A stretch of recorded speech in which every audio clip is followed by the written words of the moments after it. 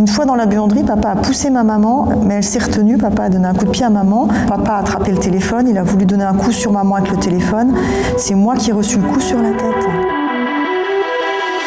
Vous allez le démenoter, s'il vous plaît? Vous avez été arrêté par la police pour agression sur ma conjointe. de clope et du coup de poing, c'est tout. Elle a pris des claques, des coups de poing dans le bas-ventre, elle a des bleus également sur les cuisses. Vous lui avez plaqué la tête contre le matelas, vous êtes mis un califourchon sur elle, vous lui avez arraché les cheveux. Pour parler vulgairement, les gens ils dégoupillent. Ça fait 4 semaines qu'ils sont les uns sur les autres. Mais je rigole pas du tout. Je demande que vous soyez placé sous contrôle judiciaire. C'est fini, c'est fini.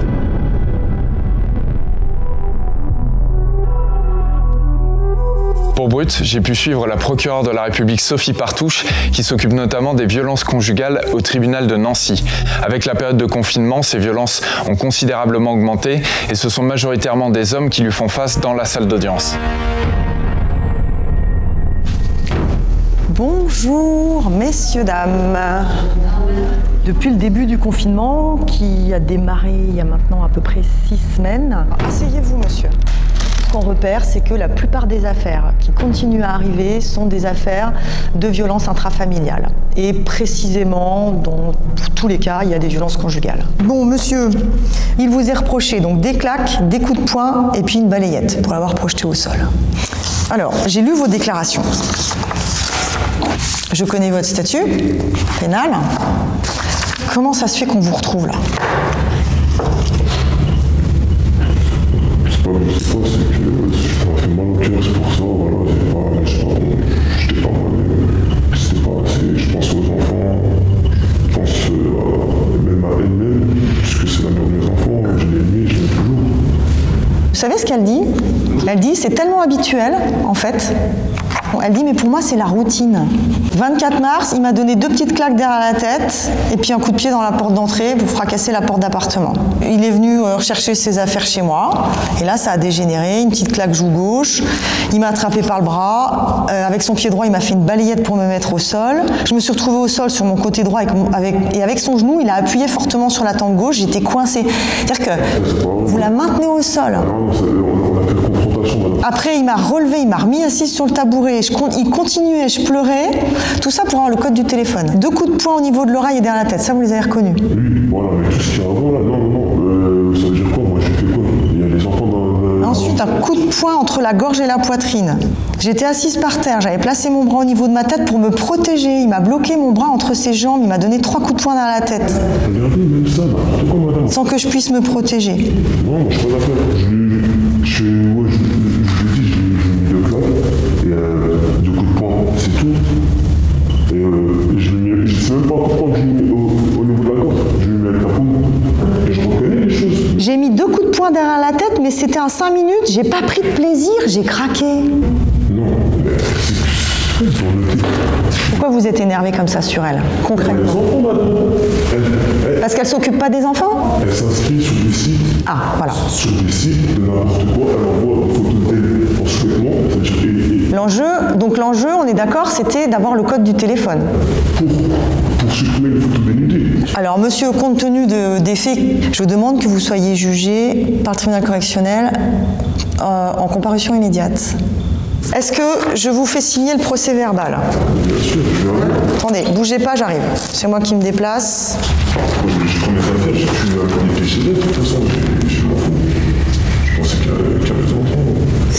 Mais c'est là-dessus qu'on n'est pas complètement d'accord, monsieur, vous voyez. C'est là-dessus que je ne peux pas vous suivre. Non, mais c'est pas grave. Elle ramènera des gens qui fumeront et qui mettront de... Je sais pas, on l'a fait dans les biberons, là, elle va rigoler, parce que... Non, mais rigolez, mais je rigole pas du tout. Vas-y, on te signe le truc, là. Mais rajoutez pas un outrage. Les enfants vont commencer à faire je sais pas quoi. C'est bon, tranquille. Elle ramène tout le monde, elle ramène n'importe qui. Les gens, ils viennent, ils fument pour les petits. Bon, réfléchissez à ce que vous allez dire devant le tribunal lundi. Hein. Voilà. J'ai pas envie de dire, tout le monde bouché. Bon, ça c'est les faits qui vous sont reprochés, vos déclarations, les mentions de votre avocate, s'il n'y a pas de difficulté ici. Non, j'ai rien dans cette tranquille, c'est ça maintenant. C'est fini, c'est fini. Le phénomène des violences conjugales, il touche toutes les couches de la société. Après, bien sûr, statistiquement, c'est un phénomène qu'on voit plus fréquemment, alors classe moyenne et population précaire. Parquet de Nancy, magistrat de permanence. Oui, madame la procureure. Oui, bonjour. Aujourd'hui, là, depuis 15 jours, 3 semaines, on voit beaucoup de personnes parfaitement insérées. Il n'y a pas de problème d'insertion. Il n'y a pas de problématique majeure, stupéfiante ou alcoolique. Ce sont des gens normaux qui travaillent en temps normal, mais qui se retrouvent tout d'un coup plongés dans une situation pour laquelle ils ont perdu leur repère. Voilà. Il faut bien lui expliquer que... Alors, elle dépose plainte. Eh ben, faut aller au bout de la démarche maintenant. Ah oui, bien sûr, non, mais ça d'accord. Mais vous me rappelez tout à l'heure. Entendu. Au revoir. Voilà. Voilà. Donc là, typiquement, effet confinement. Le couple marié depuis 17 ans, 3 enfants. Monsieur travaille dans une entreprise, elle est coiffeuse et ils se retrouvent les deux confinés. Chômage partiel pour lui et puis cessation d'activité pour elle dans son salon de coiffure et ben voilà. Et ça pète. Ça arrive souvent en ce moment, ce cas de figure? Ouais.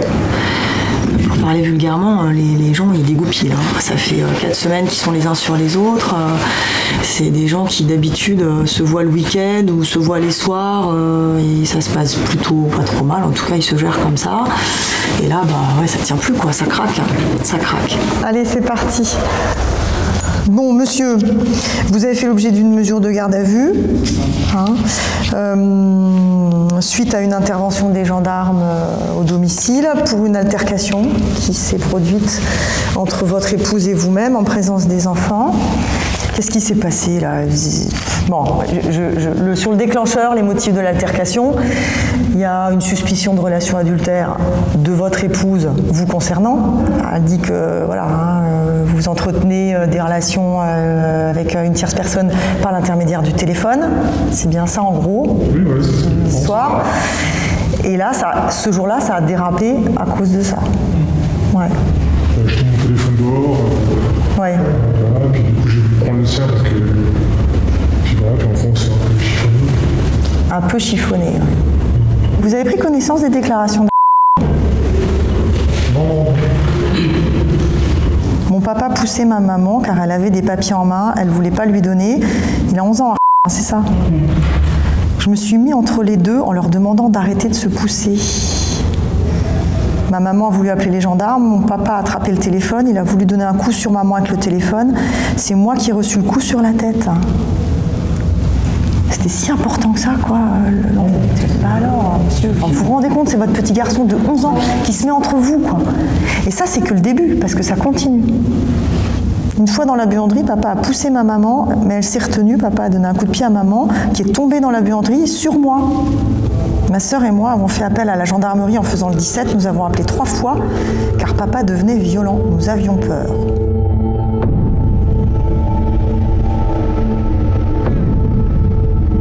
C'est quoi un peu les profils que vous recevez majoritairement? Est-ce que c'est surtout des femmes battues, comme on pourrait penser, ou c'est plus compliqué que ça? On reçoit alors des femmes battues. Bien sûr, les victimes de violences conjugales sont majoritairement des femmes.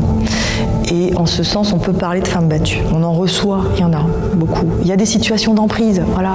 Et dans la plupart des cas, il faut quand même dire les choses, la domination, elle est masculine. Mais il y a aussi beaucoup de situations où on est dans la zone grise, voilà. Et où il y a de la violence qui a émergé. Il y a un passage à l'acte qui procède, là encore, je le répète, la plupart du temps, qui procède du membre masculin du couple, c'est-à-dire qui procède de l'homme, c'est vrai. Ce constat, il est là, on ne peut pas le nier.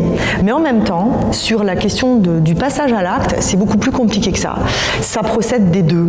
C'est-à-dire que ce qui ne va pas, c'est la relation. Voilà. Ce n'est pas l'un ou l'autre, c'est ce qui se noue entre les gens. Et très clairement, le confinement, il a un effet un peu déflagrateur. C'est-à-dire qu'il a un effet révélateur de ces situations-là. Voilà.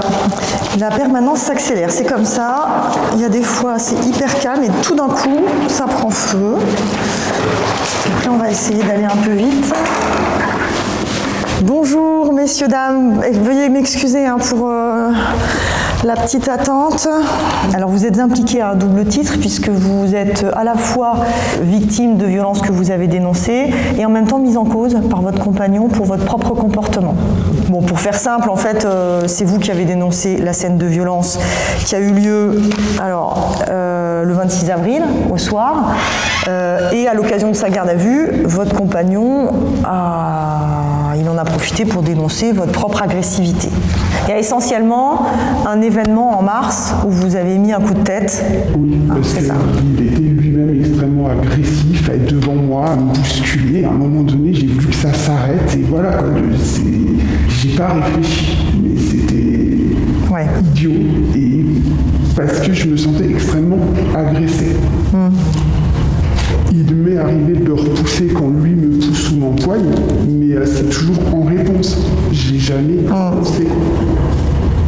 Bon, après, sur les faits qui sont reprochés à votre compagnon, ça, j'en fais mon affaire avec lui.